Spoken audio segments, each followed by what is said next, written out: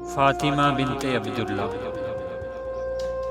عرب لڑکی جو طرابلس کی جنگ میں غازیوں کو پانی پلاتی ہوئی شہید ہوئی 1912۔ فاطمہ تو آبروئے امت مرحوم ہے، ذرہ ذرہ تیری مشت خاک کا معصوم ہے۔ یہ سعادت حور صحرائی تیری قسمت میں تھی، غازیان دین کی سقائی تیری قسمت میں تھی۔ یہ جہاد اللہ کے رستے میں بے تیغ و سفر ہے، جسارت آفریں شوق شہادت کس قدر۔ یہ کلی بھی اس گلستان خزاں منظر میں تھی، ایسی چنگاری بھی یا رب اپنی خاکستر میں تھی۔ اپنے صحرا میں اب بہت آہو ابھی پوشیدہ ہیں، بجلیاں برسے ہوئے بادل میں بھی خوابیدہ ہیں۔ فاطمہ گو شبنم افشاں آنکھ تیرے غم میں ہے، نغمہ عشرت بھی اپنے نالائے ماتم میں ہے۔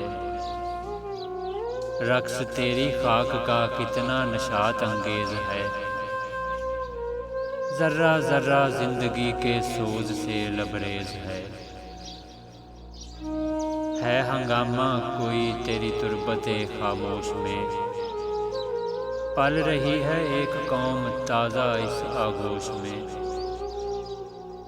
بے خبر ہوں گرچہ ان کی وسعت مقصد سے میں، آفرینش دیکھتا ہوں ان کی اس مرکز سے میں۔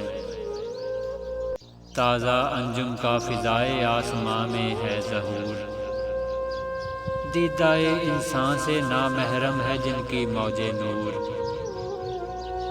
جو ابھی ابھرے ہیں ظلمت خانہ ایام سے، جن کی زو نا آشنا ہے قید صبح و شام سے۔